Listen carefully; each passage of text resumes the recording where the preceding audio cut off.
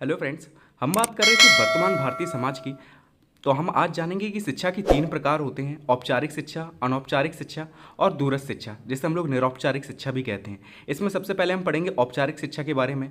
औपचारिक शिक्षा वह है जो निश्चित स्थान पर निश्चित लोगों द्वारा प्रदान की जाती है। इसमें पाठ्यक्रम, विषय तथा समय भी पूर्व निश्चित होता है। ठीक है, समय भी पहले से निश्चित होता है। इस शिक्षा का सबसे मुख्य स्थान विद्यालय परिसर है। इसके अतिरिक्त पुस्तकालय, चित्र भवन, चर्च ये औपचारिक शिक्षा के साधन हैं, जिसमें शिक्षा के निश्चित उद्देश्य हो, वह निर्देशात्मक हो, उसमें पर्यवेक्षण आदि की सुविधा हो। तो इस प्रकार की शिक्षा को औपचारिक शिक्षा कहते हैं।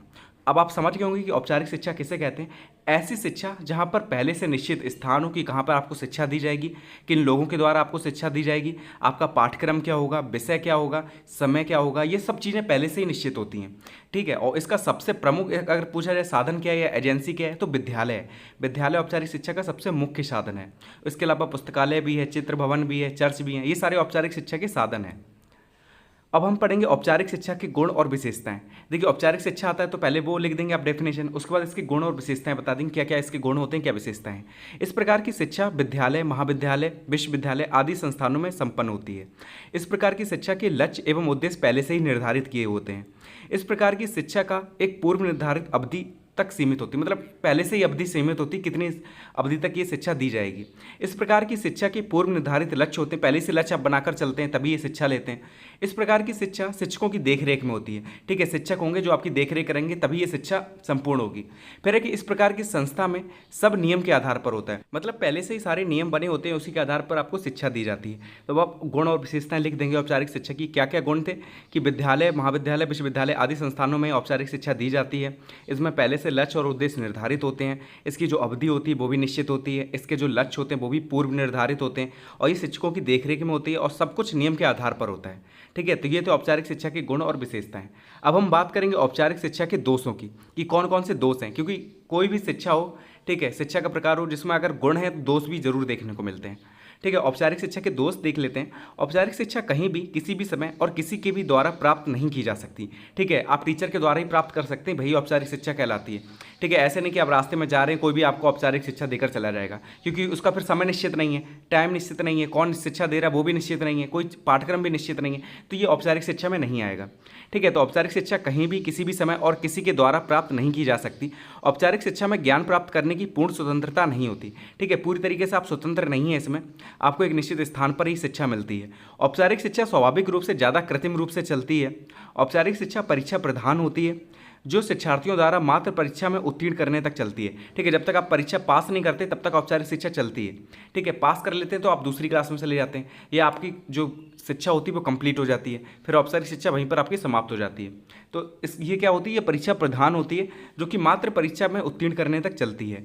औपचारिक शिक्षा प्राप्त करने के लिए समय व धन की आवश्यकता होती है, क्योंकि रुपये तो आपको चाहिए ही जब आप क्लास में पढ़ रहे हैं। ठीक है, किसी भी स्कूल में एडमिशन लेने के लिए रुपये भी चाहिए, आपको समय भी चाहिए, जिसके कारण शिक्षा में अपव्यय व अपरोध की समस्या बढ़ती है। और अपव्यय और अपरोध के बारे में आप इसी में पढ़ेंगे आगे। वैसे अपव्यय ये होता है कि आप क्लास को छोड़ देते हैं, ठीक है, किसी भी टाइम पे कॉलेज को छोड़ देना अपव्यय कहलाता है। और अवरोध का मतलब है कि कई सालों तक आप एक ही क्लास में पढ़े रहें, तो ये अवरोध कहलाता है, मतलब आप उसी क्लास को क्लियर नहीं कर पा रहे हैं। फिर आपका कि औपचारिक शिक्षा पाठचर्या, स्थान, समय आदि में बंधी होती है। तो आपको पता ही है कि औपचारिक शिक्षा होती है इसमें पाठचर्या मतलब जो पाठ्यक्रम होता है वो भी आपका निश्चित होता है, स्थान भी निश्चित होता है और समय भी निश्चित होता है। ठीक है, तो ये थे औपचारिक शिक्षा के दोष। आप इसे कहीं भी प्राप्त नहीं कर सकते। ठीक है, सिर्फ विद्यालय में इसे प्राप्त किया जा सकता है। अब हम बात करेंगे औपचारिक शिक्षा के साधन, मतलब एजेंसी कह सकते हैं इसे, कि औपचारिक शिक्षा के कौन कौन से साधन है, कहाँ से हमें औपचारिक शिक्षा प्राप्त होती है। तो औपचारिक शिक्षा का सबसे प्रमुख साधन विद्यालय है, क्योंकि यहीं पर बालक को योजनाबद्ध शिक्षा प्रदान की जाती है। विद्यालय के अतिरिक्त औपचारिक शिक्षा के अन्य साधन मदरसा, चर्च, पुस्तकालय, संग्रहालय, म्यूजियम आदि हैं। ठीक है, तो इन स्थानों पर भी आपको शिक्षा प्राप्त होती है, लेकिन सबसे प्रमुख साधन क्या है, तो विद्यालय। क्वेश्चन ये पूछा जाएगा कि औपचारिक शिक्षा की कौन सी एजेंसी है। ठीक है, मुख्य एजेंसी कौन सी है या मुख्य साधन कौन सा है, तो आपको लिखना है औपचारिक शिक्षा का सबसे प्रमुख साधन है विद्यालय, क्योंकि यहीं पर जो बालक होता है उसे प्लानिंग करके शिक्षा दी जाती है। ठीक है, प्लानिंग के तहत या योजनाबद्ध तरीके से शिक्षा प्रदान की जाती है। और इसके अलावा कौन कौन से आ जाएंगे, तो मदरसा आ जाएगा, ठीक है, चर्च आ जाएगा, पुस्तकालय आ जाएगा, संग्रहालय आ जाएगा, या ठीक है कोचिंग सेंटर वगैरह भी आ सकते हैं। तो ये औपचारिक शिक्षा के साथ अब हम पढ़ेंगे अनौपचारिक शिक्षा के बारे में। इसे इनफॉर्मल एजुकेशन कहते हैं। सामान्यतः एक व्यक्ति अपने संपूर्ण जीवन में स्वतः अनिश्चित व स्वाभाविक रूप से जो कुछ भी सीखता है वह अनौपचारिक शिक्षा कहलाती है। इसमें रहते हुए एक बालक अपनी स्वाभाविक प्रकृति के अनुसार बिना किसी बंधन के स्वतंत्रतापूर्वक विभिन्न अनुभव प्राप्त करते हुए विकसित होता है। इस शिक्षा में नियम, योजना आदि के अभाव के कारण इसे अनियमित शिक्षा भी कहा जाता है। कहने का मतलब ऐसी शिक्षा जिसमें कोई नियम कानून नहीं होते, आप कहीं भी शिक्षा प्राप्त कर सकते हैं, कोई भी स्थान निश्चित नहीं होता, शिक्षा देने वाला निश्चित नहीं होता, पाठ्यक्रम निश्चित नहीं होता, ऐसी शिक्षा आपकी अनौपचारिक शिक्षा कहलाती है। जैसे आप रास्ते में जा रहे हैं, आपका कोई दोस्त आपको कोई गेम खेलना सिखा देता है, तो ये भी अनौपचारिक शिक्षा है। ठीक है, आपके बाबा दादी आपको कहानियाँ सुनाते हैं, तो वो भी उनसे भी जो शिक्षा मिल रही है वो अनौपचारिक शिक्षा है। ठीक है, उसका कोई निश्चित स्थान नहीं है, निश्चित समय नहीं है। अब हम पढ़ेंगे अनौपचारिक शिक्षा की गुण व विशेषताएं। अनौपचारिक शिक्षा विद्यालय के बंधन से मुक्त होती है। ठीक है, तो पहला गुण और विशेषता यही होगी कि विद्यालय के बंधन नहीं होता इसमें। अनौपचारिक शिक्षा बालक को सभ्यता, संस्कृति, नैतिकता, आचरण आदि का ज्ञान कराती है। ठीक है, बाबा दादी से आप कहानी सुन रहे हैं तो आपको नैतिकता का ज्ञान हो रहा है, आचरण आदि की ज्ञान मिल रही है। ठीक है, फिर है कि अनौपचारिक शिक्षा जीवन पर्यंत व जीवन की हर अवस्था में चलती रहती है। मतलब ऐसा निश्चित नहीं कि आप किशोरावस्था तक ही ज्ञान प्राप्त कर रहे हैं। अनौपचारिक शिक्षा में यही होता है कि किशोरावस्था तक आप सही से पढ़ते हैं, लेकिन अनौपचारिक शिक्षा जो है वो जीवन पर्यंत चलती है। फिर है कि अनौपचारिक शिक्षा बालक को वास्तविक जीवन के लिए तैयार करती है, ये जीवन उपयोगी है। ठीक है, वास्तविक ज्ञान मिलता है जीवन का। फिर है कि अनौपचारिक शिक्षा धन, समय व श्रम बचाती है। ठीक है, धन भी बचता है आपका, क्योंकि आप स्कूल में तो पढ़ नहीं रहे कि आपको रुपए देना पड़े, समय भी बच रहा है, श्रम भी बच रहा है। फिर है कि अनौपचारिक शिक्षा औपचारिक शिक्षा की कमी को पूर्ण करती है। ठीक है, मतलब औपचारिक शिक्षा में जो कमी रह जाती है, जीवन का ज्ञान आपको जो नहीं मिलता है औपचारिक शिक्षा में, क्योंकि उसमें पाठ्यक्रम निश्चित है, लेकिन अनौपचारिक शिक्षा में पाठ्यक्रम निश्चित नहीं है। ये आपको कोई भी दे सकता है। ठीक है, आपका दोस्त दे सकता है, आपके मम्मी पापा दे सकते हैं, आपके बाबा दादी दे सकते हैं, उनसे जो शिक्षा मिल रही है वो अनौपचारिक शिक्षा में आती है। तो जो ज्ञान हमें औपचारिक शिक्षा में नहीं मिलता वो अनौपचारिक शिक्षा में मिलता है। इसलिए कहा गया कि अनौपचारिक शिक्षा औपचारिक शिक्षा की कमी को पूर्ण करती है। तो ये थी अनौपचारिक शिक्षा की गुण या विशेषताएं। ठीक है, आपको अच्छे से समझ में आ गया होगा कि क्या औपचारिक शिक्षा है और कौन सी अनौपचारिक शिक्षा। अब हम बात करेंगे अनौपचारिक शिक्षा के दोष, कि इसके दोष क्या क्या हैं। तो अनौपचारिक शिक्षा स्वयं सीखने पर जोर देती है, पर बालक बिना किसी शिक्षक के स्वयं सब कुछ नहीं सीख सकता। ठीक है, तो अनौपचारिक शिक्षा क्या जोर देती है कि खुद सीखो। ठीक है, करके सीखो, स्वयं करके सीखो। ठीक है, लेकिन बालक जो भी होता है, जो छोटा बच्चा है, वो सब चीज़ें खुद तो नहीं सीख सकता ना, उसे टीचर की तो जरूरत पड़ेगी सीखने के लिए। तो ये इसका एक दोष है। दूसरा कि अनौपचारिक शिक्षा में नियम, व्यवस्था, योजना का अभाव रहता है। ठीक है, इसमें कोई प्लानिंग तो करता नहीं है अनौपचारिक शिक्षा के लिए, ना कोई नियम होता, ना कोई व्यवस्था होती है, इसलिए ये इस चीज़ों का अभाव रहता है यहाँ पर।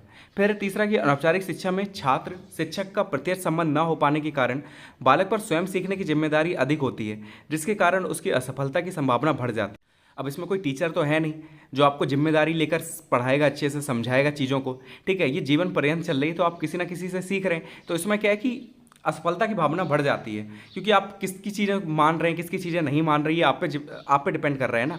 ठीक है, आपका कोई दोस्त अच्छी चीज़ बता रहा है, कोई बुरी चीज़ बता रहा है, आप किसकी चीज़ समझना चाहते हैं। ठीक है, तो ये आप पर डिपेंड करता है, तो इसलिए इसमें असफलता के जो चांसेस होते हैं वो ज़्यादा बढ़ जाते हैं। तो ये थे अनौपचारिक शिक्षा के दोस्त। ठीक है, इसमें कुछ प्लानिंग के तहत नहीं होता है, कैसे भी कभी भी कुछ भी शिक्षा आपको मिल जाती है। ठीक है, अब वो शिक्षा अच्छी है कि बुरी है, तो ये इसके दोष हैं। ठीक है, अनौपचारिक शिक्षा के। अब हम पढ़ेंगे अनौपचारिक शिक्षा के साधन, कि कौन कौन से ऐसे साधन हैं जिनसे हमें अनौपचारिक शिक्षा मिलती है। अब अनौपचारिक शिक्षा का सबसे प्रमुख साधन परिवार है, क्योंकि इस शिक्षा की शुरुआत परिवार से ही होती है। तो अगर क्वेश्चन आता है कि अनौपचारिक शिक्षा का मुख्य साधन कौन सा है, तो अनौपचारिक शिक्षा का सबसे प्रमुख साधन है आपका परिवार, क्योंकि शिक्षा की जो शुरुआत होती है वो एक परिवार से ही होती है, आपकी माँ से होती है। ठीक है, माँ को और पिता को पहला गुरु माना जाता है, आपको ये चीज़ पता होगी। परिवार के अतिरिक्त अनौपचारिक शिक्षा के अन्य साधन है, जैसे पड़ोस। ठीक है, पड़ोसियों से भी आपको कई चीज़ें सीखने को मिलती हैं, समाज से आपको सीखने मिलती हैं, धर्म से मिलती हैं, राष्ट्र से मिलती हैं, खेल के मैदान से मिलती हैं, समाचार पत्रों से आपको कई जानकारियाँ मिलती हैं, पत्रिकाओं से मिलती है। ठीक है, रेडियो से मिलती है, टेलीविज़न, इंटरनेट, ये सारे के सारे अनौपचारिक शिक्षा के साधन हैं। ठीक है, तो आप इनके बारे में अच्छे से याद कर लेना कि कौन कौन से अनौपचारिक शिक्षा के साधन हैं। सबसे प्रमुख साधन है आपका परिवार, उसके बाद आपका टेलीविज़न, रेडियो, इंटरनेट, समाचार पत्र, पत्रिकाएं, पड़ोस, समाज, ये सब चीज़ें आ जाती हैं अनौपचारिक शिक्षा के साधन में। ठीक है, औपचारिक शिक्षा का साधन क्या था, तो औपचारिक शिक्षा का साधन था आपका विद्यालय। ठीक है, याद रखिएगा दोनों चीज़ें। अब शिक्षा का हमारा जो तीसरा प्रकार है वो है दूरस्थ शिक्षा। दूरस्थ शिक्षा, जैसा कि इसके शब्द से स्पष्ट होता है कि दूर से स्थान पर शिक्षा की व्यवस्था। दूरस्थ शिक्षा से तात्पर्य है कि सुदूर बैठकर शिक्षा प्राप्त करना। दूरस्थ शिक्षा दूर से प्राप्त होने वाली शिक्षा को कहा जाता है। इसमें छात्र विद्यालय एवं अध्यापक के सामने न रहते हुए दूर से ही शिक्षा प्राप्त करता है, इसलिए इसको सामान्य तौर पर दूरस्थ शिक्षा या दूर शिक्षा भी कहा जाता है। दूरस्थ शिक्षा के आवश्यकताओं को स्वीकार करते हुए भारत सरकार ने 1985 में इंदिरा गांधी राष्ट्रीय मुक्त विश्वविद्यालय की भी स्थापना की। देखिए, दूरस्थ शिक्षा ऐसी शिक्षा को कहते हैं जब टीचर और स्टूडेंट एक दूसरे के आमने सामने नहीं उपस्थित हैं। ठीक है, कहीं दूर बैठकर शिक्षक जो होता है वो अपनी शिक्षा दे रहा होता है और जो बच्चा होता है वो शिक्षा को ग्रहण कर रहा होता है। तो ऐसी शिक्षा दूरस्थ शिक्षा कहलाती है। जैसे कि मैं, ठीक है, मैं यूट्यूब के माध्यम से आपको पढ़ा रहा हूँ। ठीक है, तो आपने मुझे देखा नहीं है, ठीक है, आप मुझे जानते भी नहीं है कि मैं कहाँ से शिक्षा दे रहा हूँ आपको, कहाँ से मैं आपको पढ़ा रहा हूँ, कहाँ से वीडियो डाल रहा हूँ, आपको नहीं पता, लेकिन आप उस चीज़ को ग्रहण कर रहे हैं। तो ये दूरस्थ शिक्षा का ही एग्जाम्पल है कि जिसमें शिक्षक और छात्र एक दूसरे से डायरेक्टली कनेक्टेड नहीं होते हैं। ठीक है, इनडायरेक्टली कनेक्टेड होते हैं। काफ़ी दूर बैठकर कहीं टीचर शिक्षा दे रहा होता है और स्टूडेंट होता है उसे ग्रहण कर रहा होता है। तो इसमें जो शिक्षा होती है मोस्टली इंटरनेट के माध्यम से, ठीक है, या दूरदर्शन के माध्यम से या किसी अन्य माध्यम से ग्रहण कर रहा होता है। इसमें एक दूसरे से वो कनेक्ट नहीं होते, एक दूसरे को देख नहीं रहे होते हैं, लेकिन चीज़ों को ग्रहण कर रहे होते हैं। ठीक है, आसपास नहीं बैठे हैं, काफ़ी दूर बैठे हैं, भले ही लाइव पढ़ा रहे हो उससे मतलब नहीं है, लेकिन आसपास नहीं है, काफ़ी दूर से शिक्षा ग्रहण कर रहे हैं। तो ऐसी शिक्षा जब दूर बैठकर दी जाती है तो दूरस्थ शिक्षा कहलाती है। देखिए, दूरस्थ शिक्षा को डिस्टेंस एजुकेशन भी कहते हैं। आपने सुना होगा डिस्टेंस एजुकेशन का नाम। और इग्नू जो विद्यालय हैं, आपने इग्नू का नाम सुना होगा, ये डिस्टेंस एजुकेशन के लिए बनाए जाते हैं, दूरस्थ शिक्षा के लिए। मतलब जो लोग विद्यालय नहीं जा सकते रोज़ रोज़, उनके लिए ऐसे कॉलेज बनाए गए थे। इसलिए भारत सरकार ने 1985 में इंदिरा गांधी राष्ट्रीय मुक्त विश्वविद्यालय की स्थापना की। ठीक है, इसे शॉर्ट में इग्नू कहते हैं, याद रखिएगा। दूरस्थ शिक्षा की विशेषताएं देख लेते हैं या गुण देख लेते हैं। तो दूरस्थ शिक्षा या दूर शिक्षा में पत्राचार या ऑनलाइन माध्यम से शिक्षा प्रदान की जाती है। समझ गए होंगे, ऑनलाइन माध्यम से जो शिक्षा दी जाती है उसे हम लोग दूरस्थ शिक्षा कहते हैं। ठीक है, या पत्राचार के माध्यम से। यह प्रणाली आमने सामने बैठकर पढ़ाने बढ़ाने के बंधन से मुक्त करती है। ठीक है, तो ये किससे मुक्त करती है? तो इसमें आमने सामने बैठकर पढ़ाई नहीं करते बच्चे। ठीक है, तो यह प्रणाली आमने सामने बैठकर पढ़ने और पढ़ाने के बंधन से मुक्त करती है। तीसरा है कि इस प्रणाली में छात्र अपनी योग्यता व आवश्यकता अनुसार व्यक्तिगत ढंग से अध्ययन कर, मतलब इसमें छात्र जो होता है वो अपनी कैपेसिटी के अनुसार, ठीक है, जैसी उसकी क्षमता है उस अनुसार वो अध्ययन कर सकता है। चौथा है कि इसमें ज्ञान ऊपर से थोपा नहीं जाता, वरन छात्र अपनी इच्छा अनुसार आंतरिक प्रेरणा से अध्ययन करते हैं। ठीक है, इसमें जबरदस्ती नहीं कर सकते कि हाँ तुम ये चीज़ पढ़ो पढ़ो। ठीक है, आपसे कोई ये नहीं कह रहा कि जबरदस्ती कि तुम पढ़ो इस चीज़ को, ठीक है, इंटरनेट से इसी चैनल से पढ़ो या क्या चीज़ पढ़ो। आप अपनी इच्छा अनुसार पढ़ रहे हैं, क्योंकि आपको अच्छे नंबर चाहिए तो आप पढ़ रहे हैं। आप जो चैनल चूज़ करना चाहते हैं उस चैनल से पढ़ सकते हैं। ठीक है, ये आपकी इच्छा के अनुसार है।